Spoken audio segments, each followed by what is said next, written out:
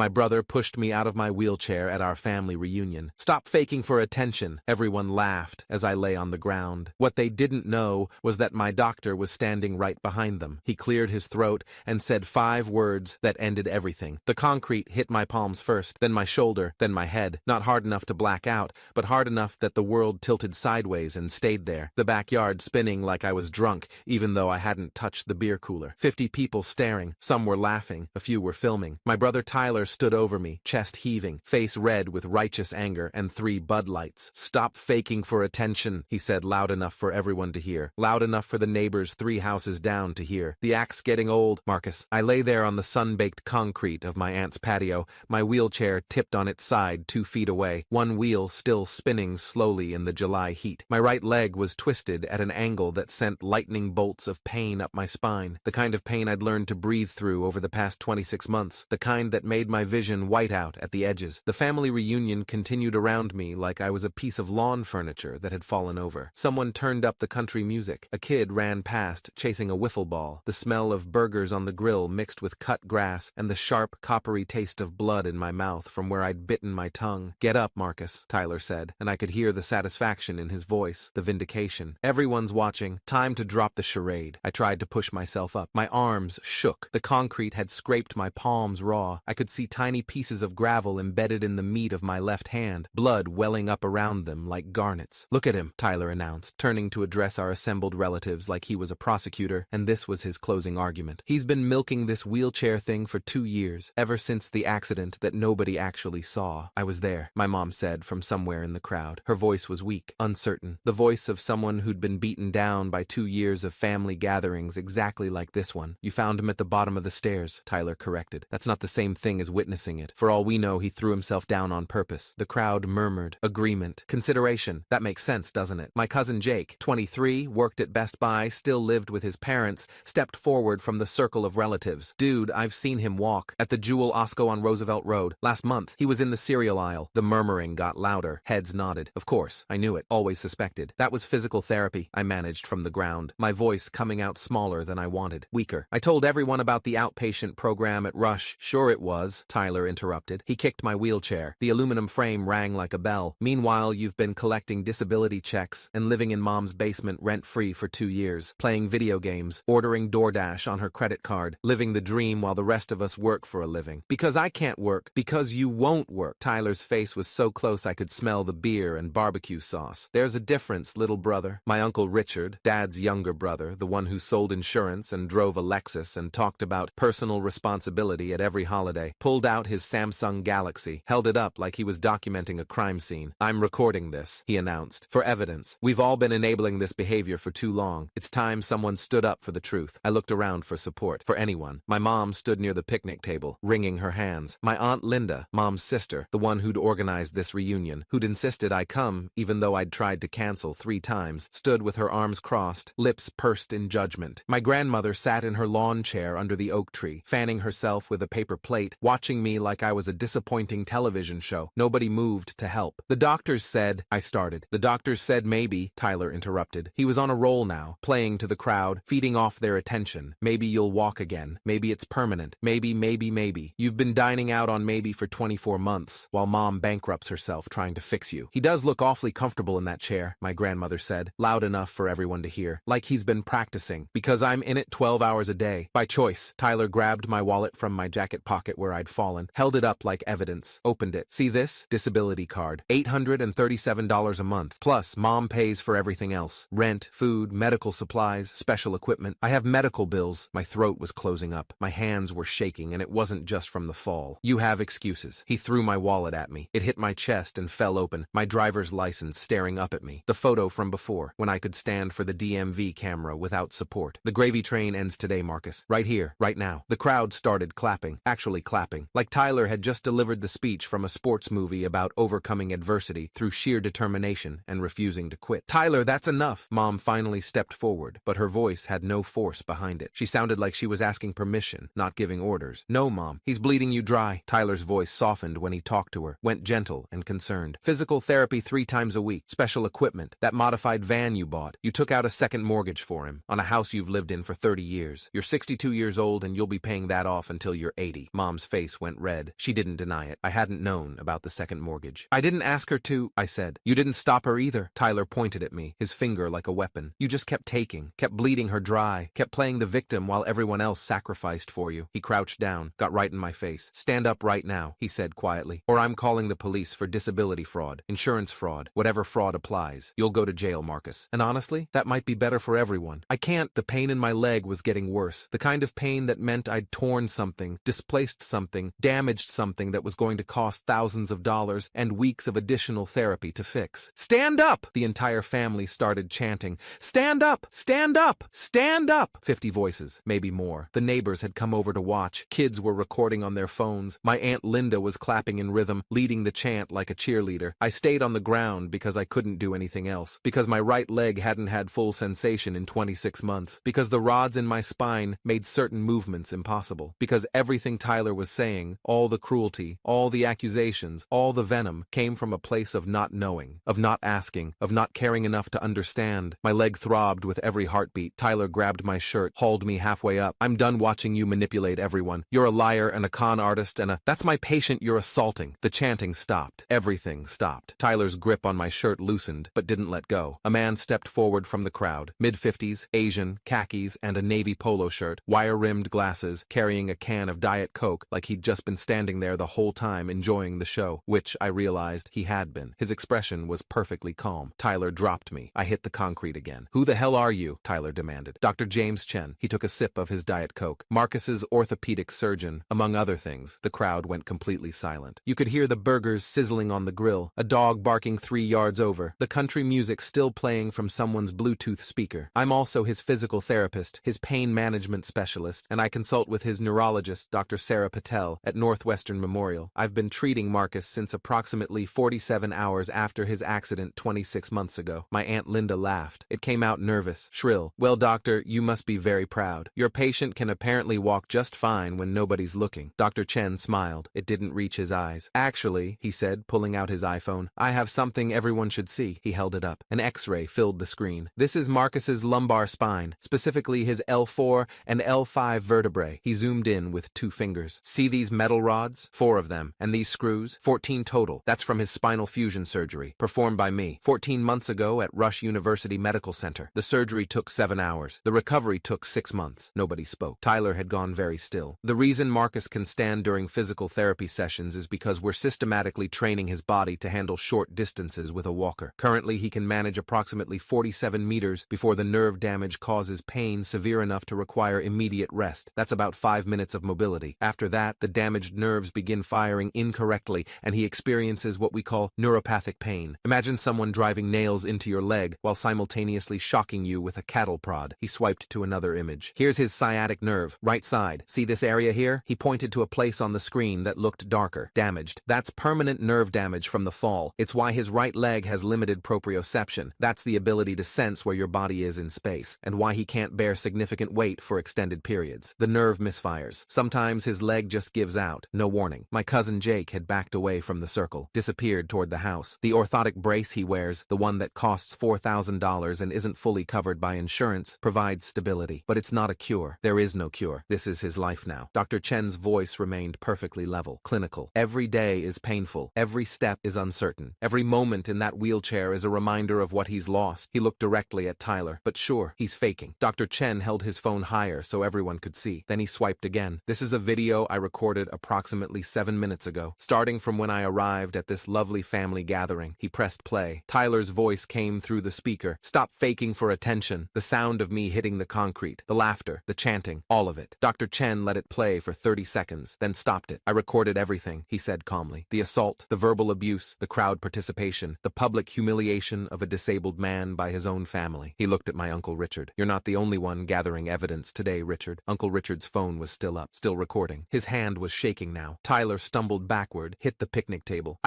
We all thought, the evidence seemed, you thought wrong. Dr. Chen's voice went cold. You didn't think at all. You didn't ask questions. You didn't request medical records. You didn't consult with his doctors. You didn't bother to understand what your brother has been enduring for over 2 years. You just assumed he was lying because it was easier than accepting that sometimes terrible things happen to good people and there's no one to blame. He knelt beside me with a practiced ease that came from years of treating patients. Can you move, Marcus? Marcus? I nodded. Barely. Rate your pain. 1 to 10. 8, I whispered. Maybe 9. He examined my leg with gentle, professional hands, felt along the knee, the ankle. His expression darkened. Possible ligament damage. We'll need imaging. He looked up at the crowd. Someone get his wheelchair. Now. My mom moved first. She righted the chair, wheeled it over. She was crying silently, tears streaming down her face, not making a sound. Dr. Chen helped me back into the chair with the kind of careful precision that comes from doing this 1,000 times before. His hands were gentle, competent. The crowd stood frozen. Some were crying now. Most stared at their feet. My grandmother had stopped fanning herself. Dr. Chen straightened up and addressed the entire gathering. I came here today because Marcus asked me to. His voice carried across the yard. He knew this confrontation was coming. He's heard the whispers, seen the looks. His brother has been building to this for months. The Facebook posts questioning his disability, the comments at Christmas, the jokes at Easter about how convenient his condition is. Tyler's mouth opened. No sound came out. Marcus wanted me here because he knew his family didn't believe him, and he was right. Dr. Chen looked around at every single person. So he asked me, his doctor, his surgeon, the man who cut open his back and installed metal in his spine to keep him from becoming paralyzed, to attend this reunion, to watch, to document. He pulled a business card from his wallet, handed it to Tyler. That's my lawyer's contact information. Her name is Jennifer Wu. She's a partner at Kirkland & Ellis, specializes in disability rights litigation. I'll be filing a police report tomorrow for assault of a disabled person, along with a civil lawsuit for battery, assault, and intentional infliction of emotional distress. Tyler stared at the business card like it might bite him. My testimony as his treating physician will be, I suspect, fairly compelling in court. I have complete documentation of his injuries, his surgeries, his therapy progress. I have notes from every appointment. I have the x-rays, the MRIs, the nerve conduction studies. I have 2 years of medical evidence that proves beyond any doubt that Marcus is disabled. He turned to Uncle Richard. I also have your video, the one you recorded for evidence. Thank you for that. It shows conspiracy to intimidate a disabled person, possible fraud accusations made without basis, group harassment. That video is now part of my evidence file. Uncle Richard's face had gone gray. Dr. Chen addressed the entire crowd again. Everyone who participated in that chant is on camera. Everyone who laughed, everyone who filmed this on their phones, everyone who stood by and watched while a disabled man was assaulted and humiliated by his own brother. He paused. I wonder how that's going to play in court or on the news, because this story, a disabled veteran, yes, Marcus served 4 years in the National Guard before his accident, assaulted by his family at a reunion because they thought he was faking. That's the kind of story that local news stations love. He's not a veteran, Tyler started. Army National Guard, 2016 to 2020, honorable discharge. Medical records are part of the VA system, which makes this a potential federal case. Dr. Chen's smile was razor sharp. Did you know assaulting a disabled veteran can carry enhanced penalties? I didn't either until my lawyer explained it to me last week when Marcus asked me to attend this gathering. Dead silence. The burgers were burning on the grill. Nobody moved to flip them. Dr. Chen handed me my wallet, which was still lying on the concrete. Then he moved behind my wheelchair and gripped the handles. We're leaving now, he said. Marcus has an appointment at the ER, which I'll be documenting as assault-related injuries. The medical bills will be attached to the civil suit. His orthotic brace is damaged. That's another $4,000. His wheelchair has a bent frame. $3,000 more. We'll add it all up. He started pushing me toward the driveway. Behind us, 50 family members stood in that same circle. The same people who'd chanted for me to stand up, who'd called me a liar, who'd applauded my brother for assaulting me, realizing that the nephew they'd just humiliated for faking his disability had just recorded every single one of them committing multiple crimes. Wait, Tyler's voice cracked. Wait, Marcus, I'm sorry. I didn't know. We didn't know. I didn't turn around. Dr. Chen kept pushing. Marcus, please. We reached the van, the modified Honda Odyssey with the wheelchair ramp that my mom had indeed taken out a second mortgage to buy. Dr. Chen helped me into the passenger seat with practiced efficiency, then collapsed the wheelchair and stored it in the back. He got in the driver's seat, started the engine. Tyler ran up to my window, banged on it. Marcus, please, I'm sorry. I looked at him through the glass, at my brother who I'd shared a bedroom with for 15 years, who'd taught me how to ride a bike, who'd been my best man at my wedding before the divorce, who'd just pushed me out of my wheelchair in front of our entire extended family because he'd decided I was faking. I rolled down the window 2 inches. You want to know the worst part? I said quietly. Tyler nodded desperately. I called you 3 times after my surgery, left voicemails, sent texts, invited you to doctor's appointments so you could hear the prognosis directly. You never responded. You decided I was lying without ever asking for proof. You chose to believe I was a con artist instead of believing I was hurt. I just thought, no, I said. You didn't think. That's the problem. I rolled up the window. Dr. Chen pulled out of the driveway. The emergency room at Northwestern Memorial was busy for a Sunday evening. Dr. Bio Chen walked me through triage, spoke with the attending physician, Dr. Rebecca Martinez, whom he apparently knew from medical conferences, and got me into an exam room within 20 minutes. The x-rays showed a torn torn lateral collateral ligament in my right knee. Another surgery scheduled for Wednesday. Another 6 weeks of recovery. Another setback in the slow, agonizing process of trying to reclaim some fraction of my mobility. Dr. Chen sat with me while we waited for the orthopedic specialist to review the scans. "Why did you really come today?" I asked. He was quiet for a moment. "Because I've treated patients with spinal injuries for 27 years, he finally said, "and I've watched families destroy themselves over it, watched them fracture, watched caregivers burn out, watched disabled patients get abandoned because it's easier to believe they're faking than to accept that life is random and cruel, and sometimes there's no villain to blame. So you came to help me prove them wrong. I came to document the truth." He adjusted his glasses. "What they do with that truth is their choice, but at least now they can't claim ignorance." The police report was filed Monday morning. Detective Luis Gonzalez from the Northbrook Police Department, 23 years on the force, handled assault cases, called me Tuesday afternoon. "Mr. Thompson, I've reviewed the video evidence, Dr. Chen's statement, the medical records. This is pretty clear-cut. Your brother pushed you out of your wheelchair, causing additional injury. That's aggravated battery against a disabled person. Class 2 felony. What happens now? We'll issue a warrant. He'll be arrested, probably arraigned within 48 hours. Given the circumstances and the video evidence, the state's attorney will likely press charges even if you don't want to pursue it." I stopped. "I don't know what I want." "You don't have to decide now,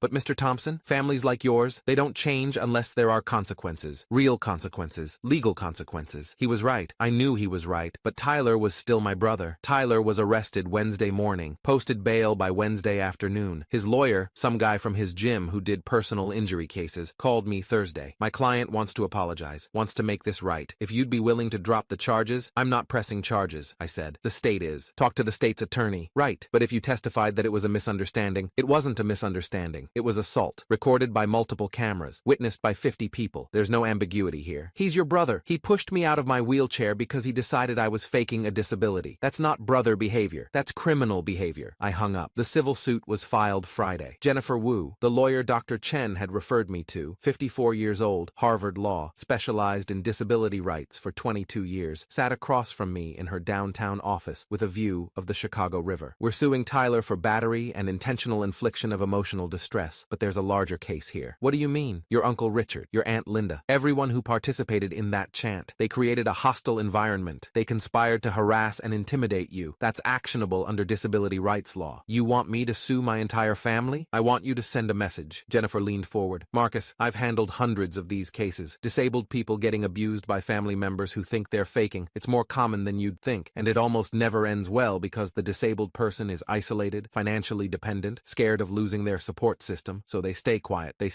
She nodded. "But you have something most of them don't. You have medical documentation. You have a surgeon willing to testify. You have video evidence. You have the ability to make this public, to change the narrative. I just wanted them to believe me. They believe you now." Jennifer's smile was sharp. "Now we make sure they never forget it." The story broke local news that weekend. Disabled veteran assaulted by brother at family reunion. Doctor recorded everything. The footage went viral by Monday. Not the whole thing. Dr. Chen had edited out everyone's faces except Tyler's and mine, but enough. The push, the fall, Tyler's words, the chanting. By Tuesday, it had 3 million views. By Wednesday, national news had picked it up. By Thursday, I was getting interview requests from Good Morning America. I declined them all. I didn't want to be famous. I wanted to be believed. Tyler's trial was set for 6 months out, but his life imploded long before that. His employer, a construction company that prided itself on workplace safety and disability accommodation, fired him within a week. "Liability concerns," they said. "Can't have someone who assaults disabled people representing our company." His girlfriend left him. His friends stopped calling. The video followed him everywhere. Every job interview, every dating profile, every new person he met would eventually Google his name and find it. Tyler Thompson, the guy who pushed his disabled brother out of a wheelchair. My mom called me 3 weeks after the reunion. "He's living in his car," she said. "Lost his apartment, can't find work." "Marcus, he's your brother. Can't you do something?" "Like what?" "Talk to the prosecutor. Ask them to drop the charges. Tell them it was a misunderstanding." "It wasn't a misunderstanding, Mom. He made a mistake. He assaulted me in front of 50 people while I was already disabled. That's not a mistake. That's a choice. So, you're just going to destroy his life? Your own brother?" I thought about that for a long time. "No," I finally said. "I'm going to let him experience consequences for his actions. There's a difference." She hung up without saying goodbye. The settlement came 4 months later. Tyler pleaded guilty to aggravated battery, got 2 years probation, community service, anger management, and a suspended sentence that would activate if he violated probation. The civil suit settled for $127,000, medical bills, pain and suffering, future therapy costs, punitive damages. Tyler would be paying it it off for the rest of his life. Jennifer Wu called me the day the settlement finalized. You won, she said. Doesn't feel like winning. It never does, but you sent a message to your family, to everyone watching, that disabled people matter, that assault has consequences, that you can't just push someone out of a wheelchair because you've decided their suffering is inconvenient. He's broke, homeless, his life is ruined. He ruined his own life. You just documented it. I saw Tyler 6 months later, by accident. I was at physical therapy, the same outpatient clinic at Rush where my cousin Jake had supposedly seen me walking in the Jewel Osco, and Tyler was there, waiting in the lobby, wearing a different shirt, thinner, older somehow. He saw me, started to stand up, sat back down. I wheeled myself over. What are you doing here? I asked. Court-ordered community service. I volunteer in the rehab wing, helping patients with mobility exercises. I didn't know what to say. That's good, I guess. I meet a lot of people like you, Tyler said quietly. People with spinal injuries, nerve damage, chronic pain. People who look fine on the outside, but are fighting every day just to exist. He looked at me finally. I'm sorry, Marcus. I'm so fucking sorry. I didn't understand. I didn't try to understand. I just decided you were lying because it was easier than accepting that you were really hurt. I know.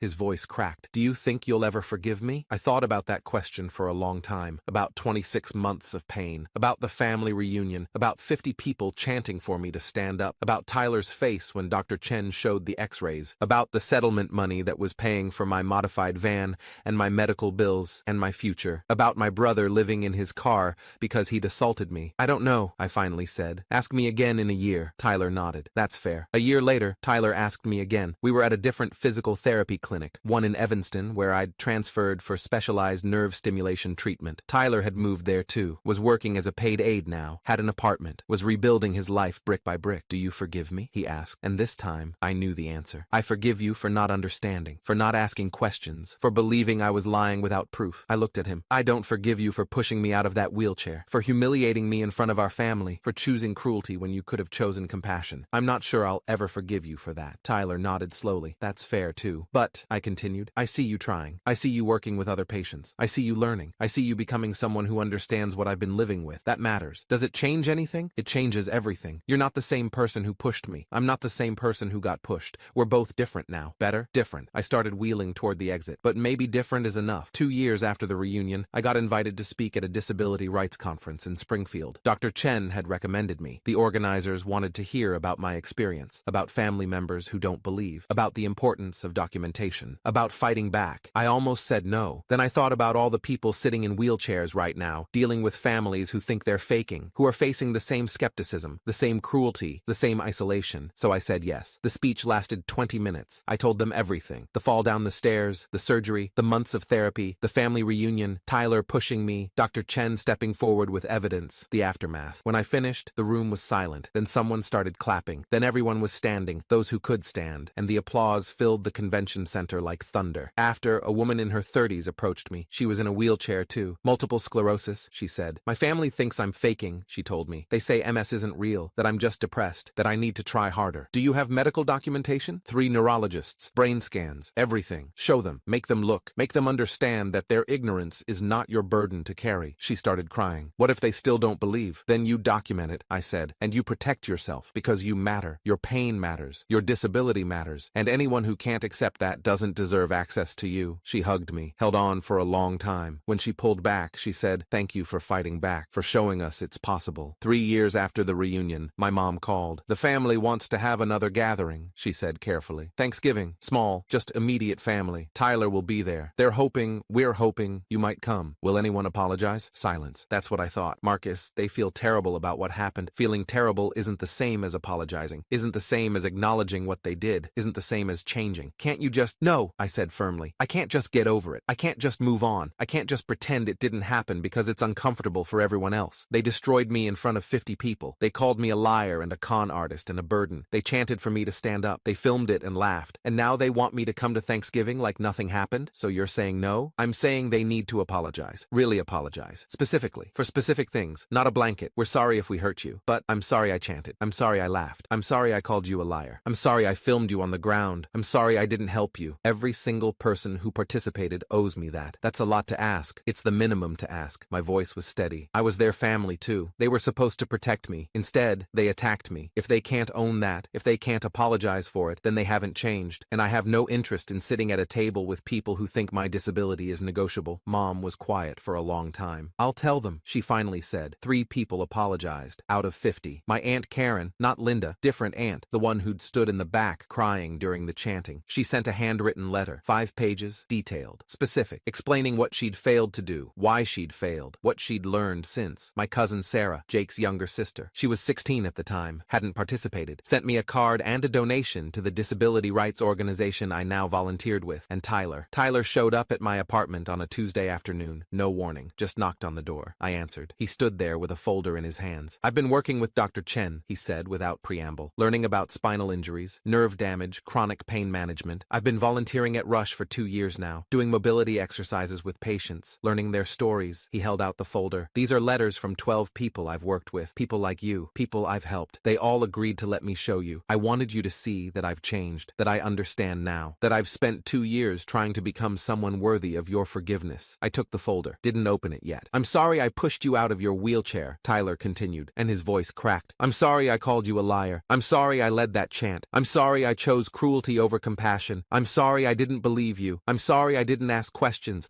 I'm sorry I let my resentment about your disability, about the way it changed Mom's life, changed our family. I'm sorry I let that resentment turn into hatred. You didn't deserve that. You were suffering and I made it worse. I'm sorry. I looked at my brother, at the man who'd destroyed me, at the man who'd spent 2 years rebuilding himself. Come in, I said. We talked for 3 hours about the reunion, about the aftermath, about his time homeless, about learning to work with disabled patients, about seeing me in every person he helped, about understanding, really understanding, what I'd lost. When he left, he turned back at the door. I don't expect you to forgive me, he said. I know what I did. I know I can't undo it, but I want you to know I'm different now, better, because of you. You're different because of you, I corrected, because you chose to change. But Tyler, don't make me your redemption story. Don't make my disability the thing that taught you empathy. That's not fair to me. He nodded slowly. You're right. I'm sorry. You're right. After he left, I opened the folder, read all 12 letters, each one from a person Tyler had helped, each one describing his patience, his gentleness, his understanding, each one a small piece of evidence that people can change, that cruelty doesn't have to be permanent, that sometimes, not always, but sometimes, the people who destroy us can become better. I didn't know if I'd ever fully forgive Tyler, but I could see him clearly now, not as the villain in my story, but as someone who'd made a terrible choice and spent years living with the consequences, someone who'd hurt me deeply and was trying, really trying to be better. Maybe that was enough. Maybe it had to be.